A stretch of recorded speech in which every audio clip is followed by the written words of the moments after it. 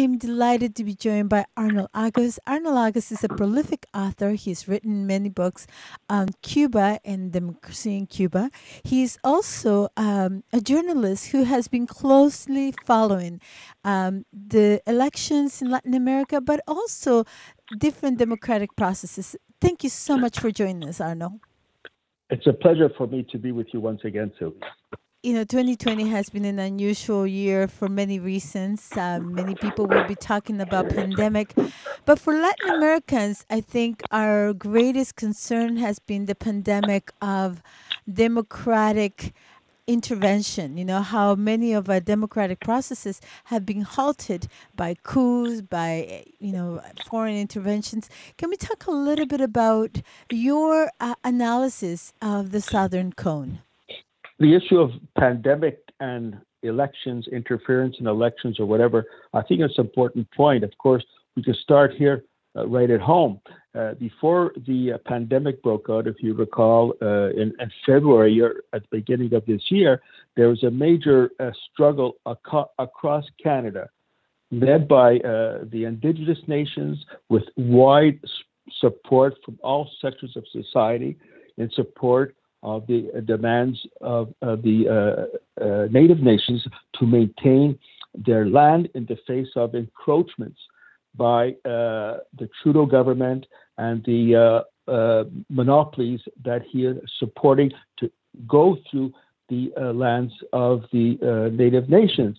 And this, resulted in what we know now as the Shut Down Canada movement, which was very successful until it had to be temporarily stopped with the pandemic coming up. At the same time, during the pandemic, the Trudeau government used the COVID-19 as an excuse to call various governments, for example, in Latin America, such as Colombia, Peru, Honduras, expressing a so-called concern about the spread of COVID in these countries, as well as in others, such as Brazil.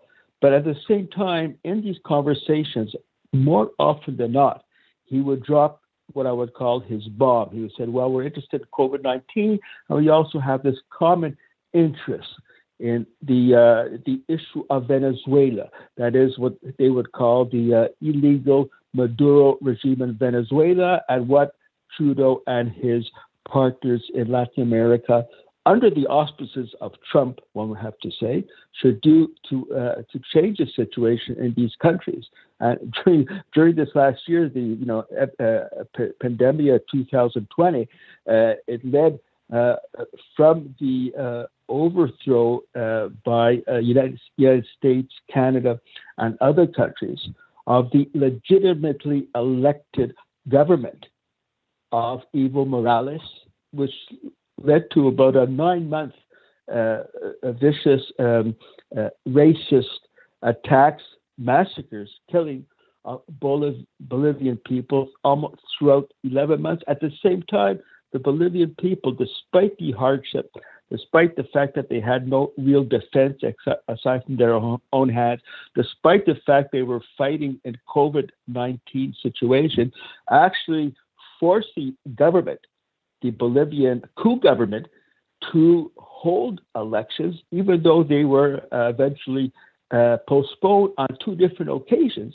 And then I think the world knows, or the world who follows maybe alternative media knows, that there was an important event took place where the Bolivian people, led by their movement for socialism in Bolivia, actually won the elections. Not only did they win the elections, but they won the elections in such a clear manner that the United States, Canada, and others had no option to recognize that victory that took place at that time. So one of the things is, of course, we recall that what led to the coup against Evo Morales, it was the false accusation by the United States, Canada, the Organization of American States, and their allies in the Lima Group, that the election of Evo Morales a year ago was based on false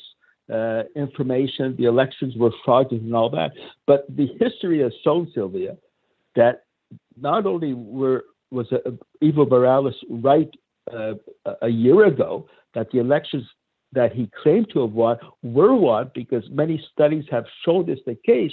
But the important thing is, historically, that movement led by Evo Morales, movement for socialism, why was such an important majority that confirms that the accusations against Evo Morales and his movement were false a year before that. You're bringing us to this moment, where we're seeing not only the rapacity of imperialism and how it crosses borders, right? It's happening here in Canada. Colonialism Mm-hmm. is alive and well, Mm-hmm. but also how resistant and resilient people are, whether it be the Wet'suwet'en people here in Canada or in Turtle Island, or whether it be the people in Bolivia, So can we talk a little bit about the significance, though, this victory in Bolivia will have as we face an upcoming election in Venezuela on December 6th? This is one thing that U.S., Canada, Europe can never accept, that people in the South can govern themselves. I know it's very obvious they are interested in natural resources such as in oil and gold, as far as Canada is concerned, in Venezuela, lithium in Bolivia, and many other factors, natural resources. But what bothers them is that what is blocking their access, unlimited access to the natural resources and the ability of banks such as the Bank of Nova Scotia to invest and control these countries, that with this consciousness that people can govern themselves, this is a major roadblock to gaining controls of these countries. Now, the Venezuelans, Bolivians, and Cubans, they know that.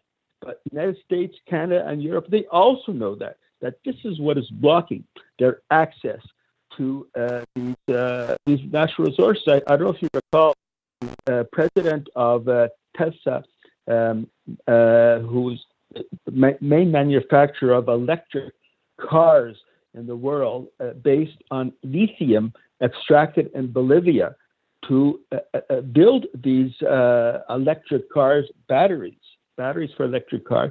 He said in an arrogant way, regarding the accusation against him and others, that they were behind the coup against Evo Morales. What did he say? Well, we will coup wherever we want. This is how arrogant they are. We will coup. What we'll do, if we want to have a coup, we'll have a coup. They did not deny it.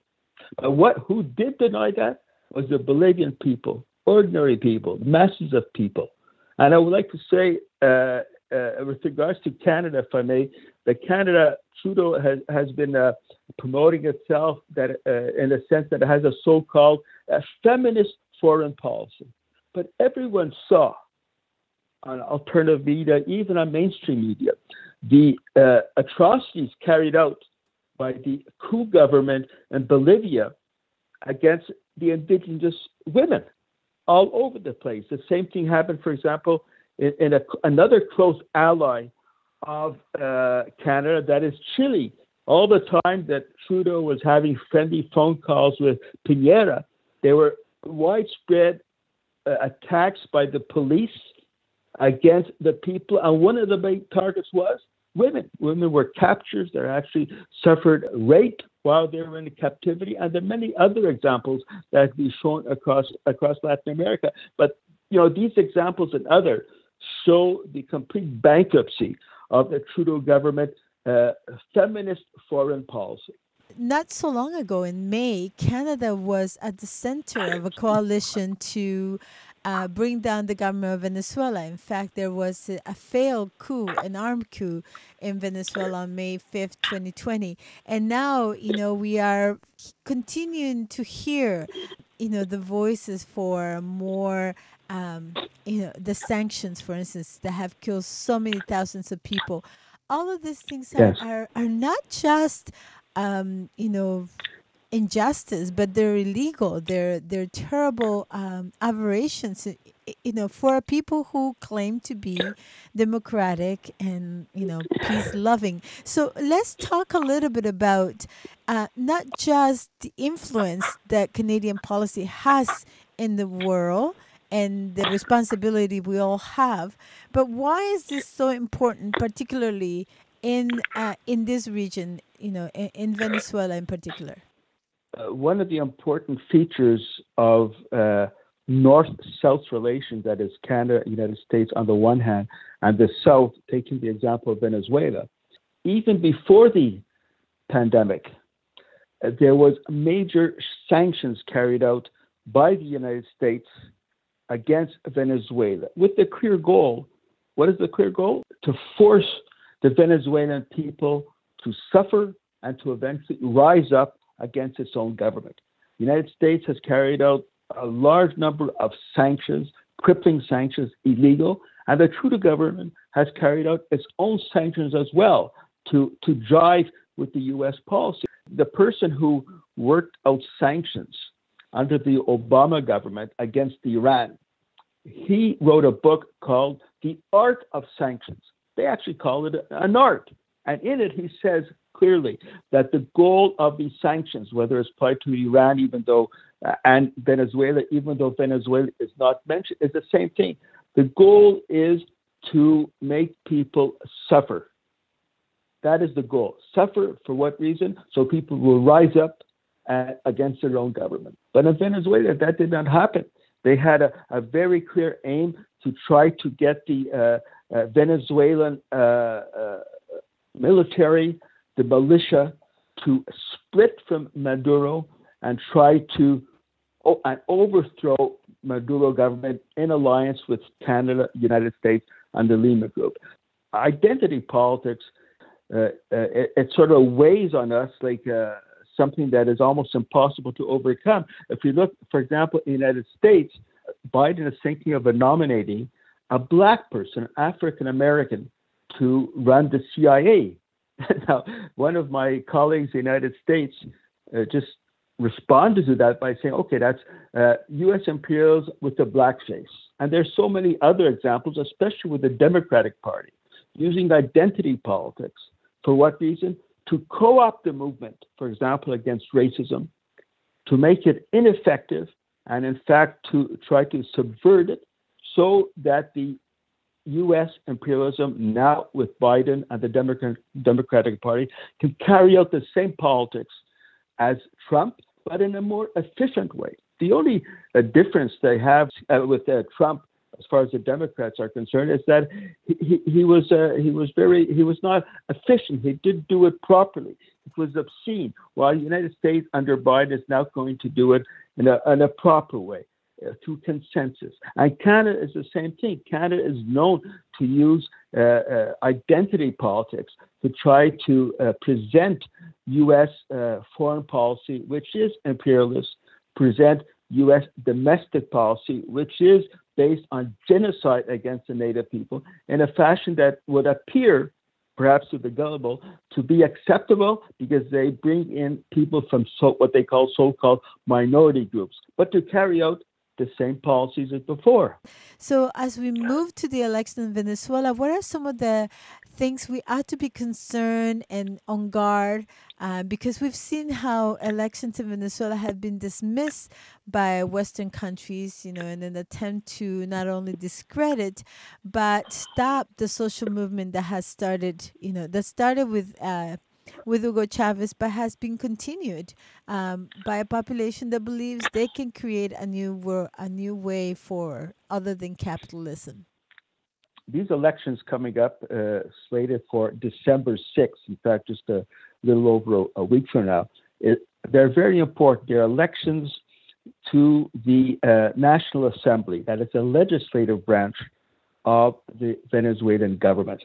Now, the International Alliance of the United States, Europe, and Canada, they said right from the beginning that they don't recognize the elections because they're supposed to be fraudulent and all that. But the point is that their main point man in Venezuela, Juan Guaido, who was elected several years ago to that National Assembly.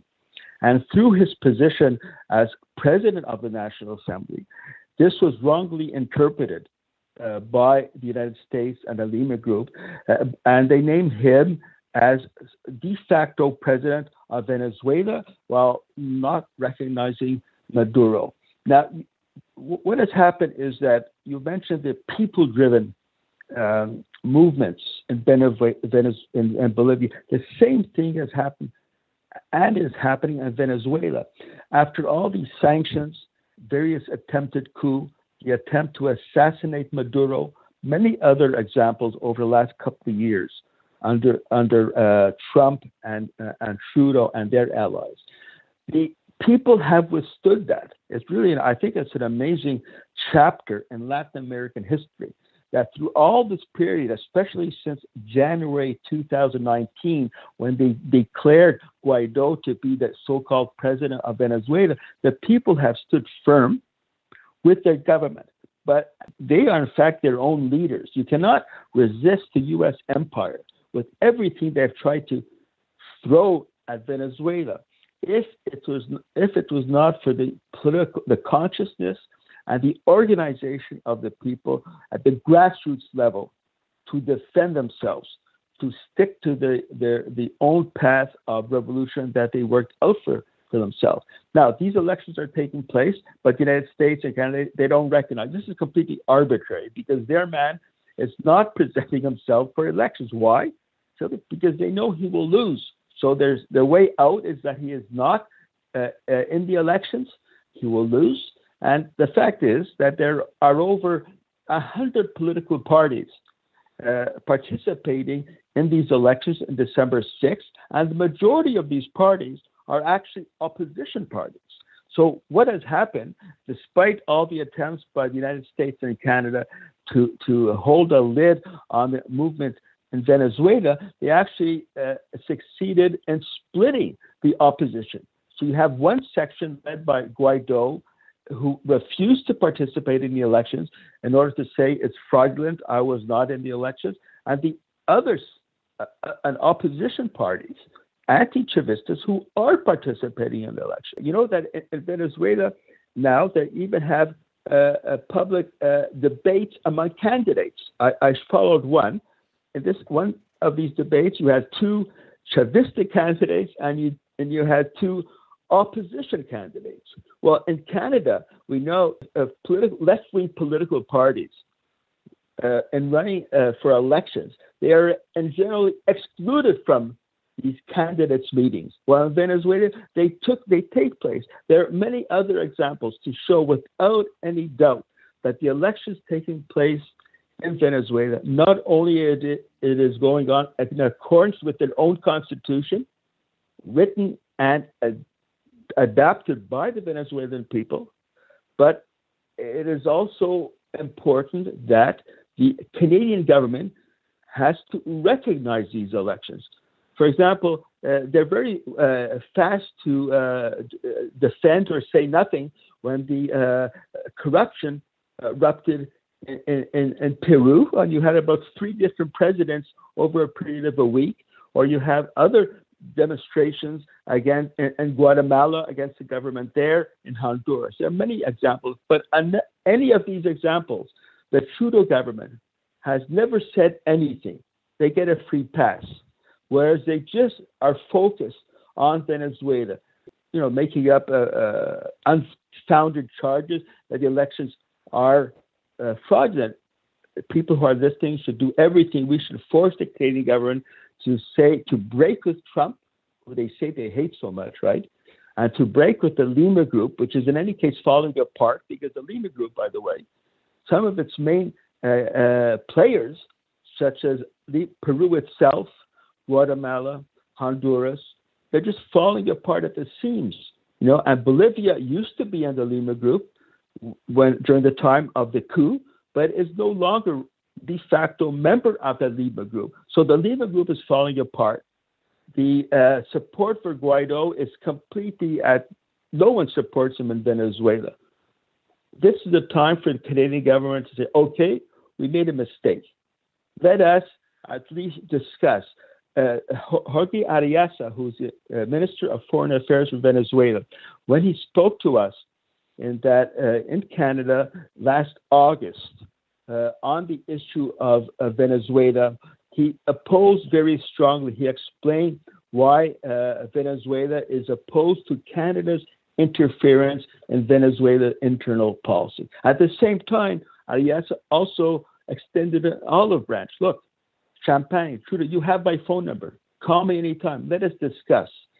Canada should at least have the respect for the Venezuelan people, 30 million people, and their elected government to open up a dialogue, direct dialogue, as suggested by Venezuela, between, on the one hand, Champagne, Foreign Minister, Prime Minister Trudeau, and on the other hand, Maduro and Ariasa from Venezuela. The media in Canada, I'll talk about the mainstream media in Canada, do you not have a need to ask yourself, why is Trudeau not recognizing so far the elections that are taking place in Venezuela on December 6th? We have to know. And there are people, what you talk about, elections and all that, there are people in Parliament, especially the NDP and others, who are taking a stand against American foreign policy in various parts of the world, such as in Palestine, as well as in Latin America.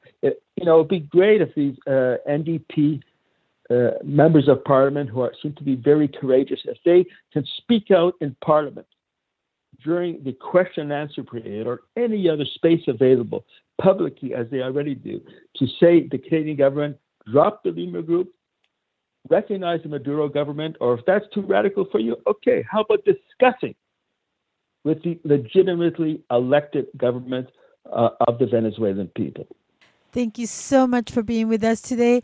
There are a lot of opportunities, and I think every crisis offers us an opportunity not only to grow and to become more aware of our own world. Who's my neighbor, and how am I communicating and sharing information with our neighbors? So I think this is also an invitation for us to be in a time of distancing, to be community engaged, to be communicating with one another.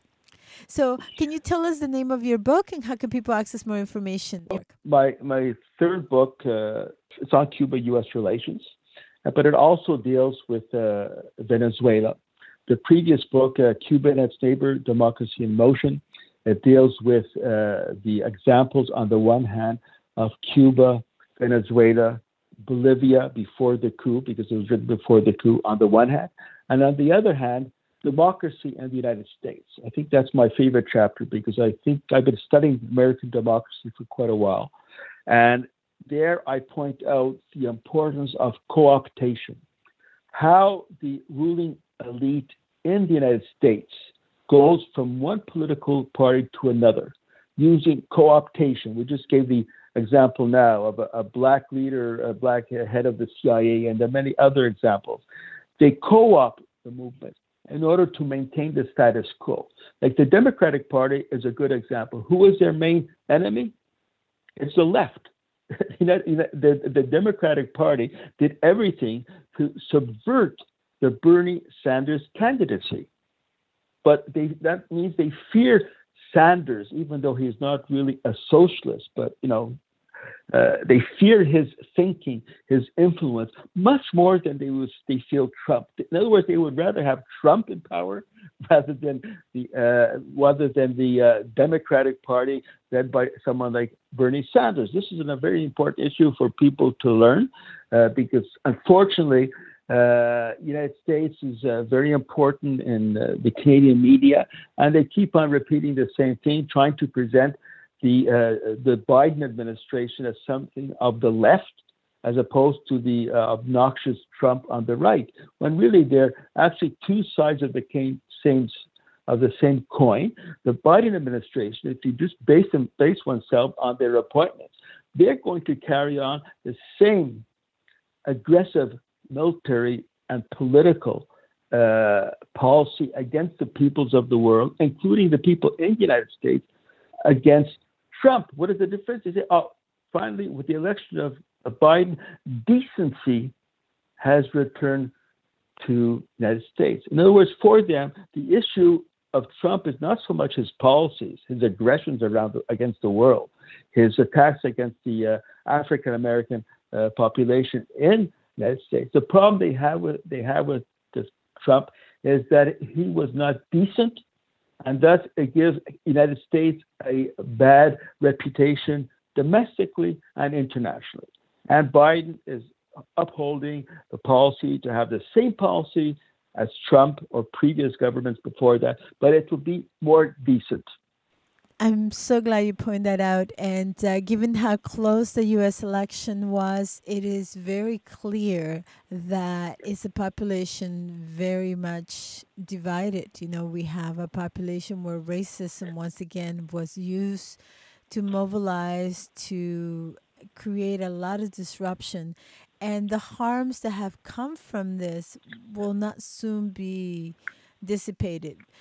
And yet, I also feel that despite who is in the White House, you know, social movements are created by people, and people alone are the ones who will move society in a different direction. And so it is a responsibility we all must take daily to be part of the movements, you know, to be part of creating a movement that respects human dignity, that avoids, you know, this complicitness in invasion and war in the name of democratic process, or in the name of progress, in the name of economic advantage.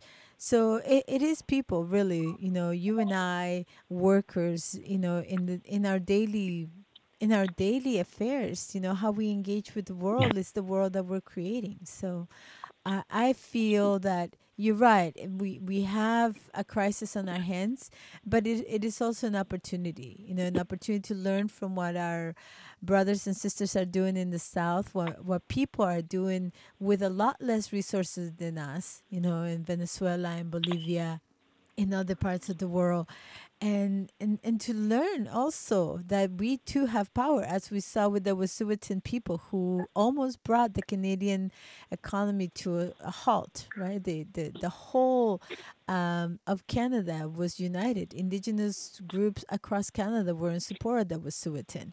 And so that kind of solidarity, I think, is where our real power lies. Yeah, and in that context, allow me to say that the work that you're doing and your radio show is doing now, it's been doing for many years.